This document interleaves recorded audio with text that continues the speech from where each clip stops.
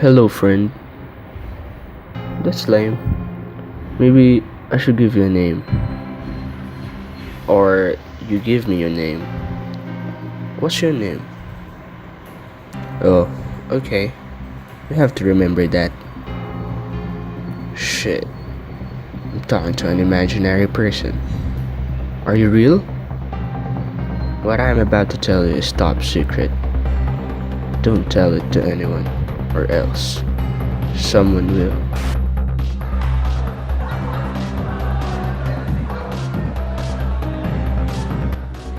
We are the Sea Society. We are glad that you are watching us, you students who are sitting in front of your computers. Cyber attack.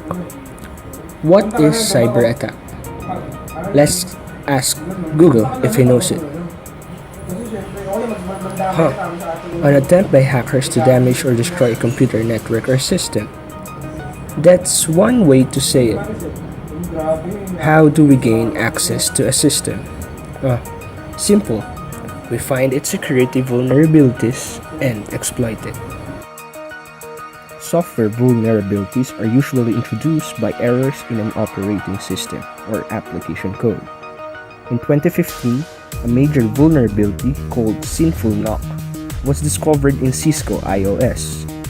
This vulnerability allowed attackers to gain control of enterprise-grade routers, such as the legacy Cisco 1841, 2811, and 3825 routers. The attackers could then monitor all network communication and had the ability to infect other network devices. This vulnerability was introduced into the system when an altered iOS version was installed in the routers. This is why the goal of software updates is to stay current and avoid exploitation of vulnerabilities. While some companies have penetration testing teams dedicated to search, find, and patch software vulnerabilities before they can get exploited. Third-party security researchers also specialized in finding vulnerabilities in software. Hardware vulnerabilities are often introduced by hardware design flaws. RAM memory, for example, is essentially capacitors installed very close to one another. By repeatedly rewriting memory in the same addresses, the raw hammer exploit allows data to be retrieved from nearby address memory cells even if the cells are protected. There are many types of malware: spyware, adware, bot, ransomware, scareware, rootkit. Did you know that virus, worms, and Trojan horses are malwares? Well, now you know. Malware or malicious software. It is often used against individuals to gain information such as personal identification numbers or details, bank or credit card numbers, and passwords. If your computer is having any of these problems, increase in CPU usage, a decrease in computer speed, the computer freezes or crashes often, a decrease in web browsing speed, there are unexplainable problems with network connections, files are modified, files are deleted, well, that's suspicious. A presence of unknown files, programs, or desktop icons, there are unknown processes running, programs are turning off or configuring themselves, email is being sent without the user's knowledge or consent. I've got some news for you, son, or daughter, or girl. Better get the Windows Defender or Avast running, cause you've been malwared. Is that a thing? Malware? I don't know. Next time, be vigilant. Do you want to know how we attack you? Ho ho ho! Do you want to know? First, we make a plan. How do we attack you? How can we attack you? Social engineering. Sounds fun. Let's do some examples.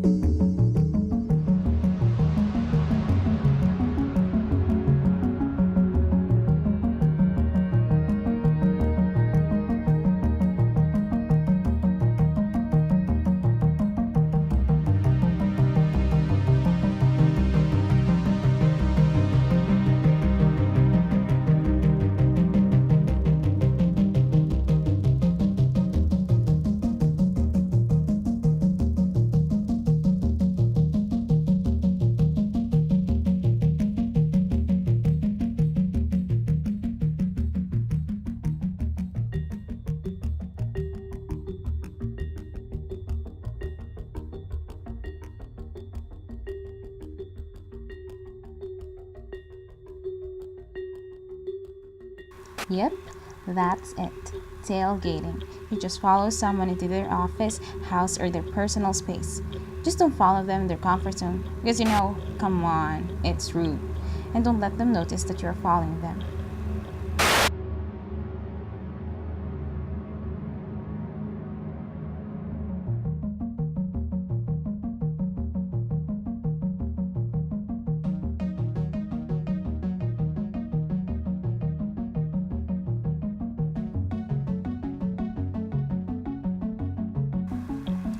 Good morning, sir. Is this Sir Anderson? Yes, who is this? Oh, hello, sir. We are from your most trusted bank, and we have encountered some problems regarding your account, sir. What? What happened? First, before I answer your question, sir, I need to verify some information. Are you still studying in Mapua? Yes, Thank you. And your favorite basketball team? Ginebra. You see, he's stupid. He actually believed that. This is why I have trust issues. And lastly, sir, what's your pet name?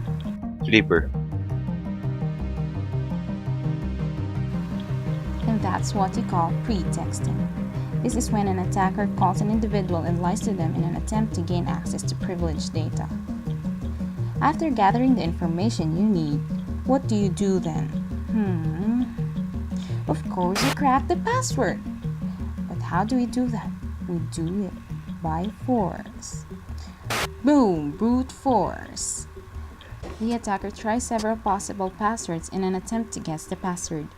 A program then tries each word and common combinations. Because brute force attacks take time, complex passwords take much longer to guess. A few password brute force tools include Offcrack, Loftcrack, THC Hydra, Rainbow Crack, and Medusa. You can also have the password by using network shifting. We do this by listening and capturing packets sent in the network. If the password is unencrypted, we are lucky. If not, then let the password cracking tool do the job. Denial of service attacks are a type of network attack. A denial of service attack results in some sort of interruption of network service to users, devices, or applications. There are two major types of denial of service attacks. The first one is overwhelming quantity of traffic. This is when a network host or application is sent an enormous quantity of data at a rate which it cannot handle. This causes a slowdown in transmission or response or a crash of a device or service. Denial of service attacks are considered a major risk because they can easily interrupt communication and cause significant loss of time and money. These attacks are relatively simple to conduct even by an unskilled attacker. DDoS. A distributed DOS attack is similar to a DOS attack but originates from multiple coordinated sources. As an example, a DDoS attack could proceed as follows. An attacker builds a network of infected hosts called a botnet. The infected hosts are called zombies. The zombies are controlled by handler systems. The zombie computers constantly scan and infect more hosts, creating more zombies. When ready, the hacker instructs handler systems to make a botnet of zombies create a DDoS attack. Blended attacks are attacks that use multiple techniques to compromise a target.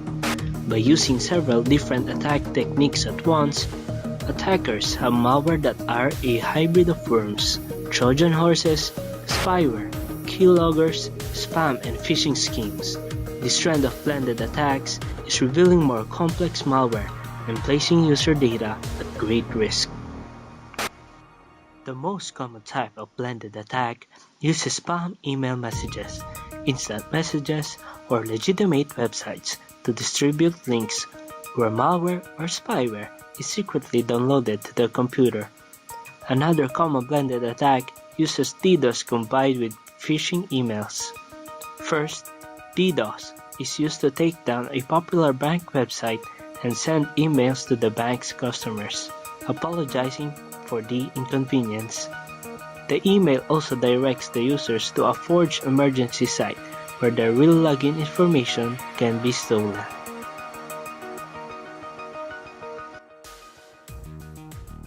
Important measures a company should take when security breach is identified, according to many security experts. Communicate the issue. Internally, employees should be informed of the problem and called to action. Externally, clients should be informed through direct communication and official announcements. Communication creates transparency, which is crucial in this type of situation. Be sincere and accountable in case the company is at fault. Provide details. Explain why the situation took place and what was compromised. It is also expected that the company take care of the cost of identity theft protection services for affected customers. Understand what caused and facilitated the breach. If necessary, hire forensics experts to research and learn the details. Apply what was learned from the forensics investigation to ensure similar breaches do not happen in the future. Ensure all systems are clean, no backdoors were installed, and nothing else has been compromised. Attackers will often attempt to leave a backdoor to facilitate future breaches. Make sure this does not happen.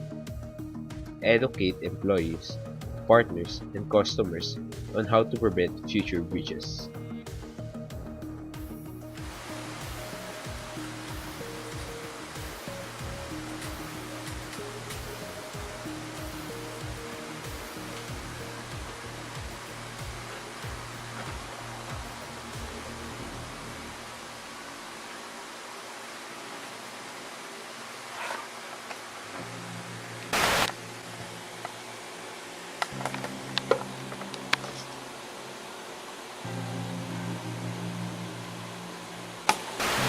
Please tell me you're seeing this.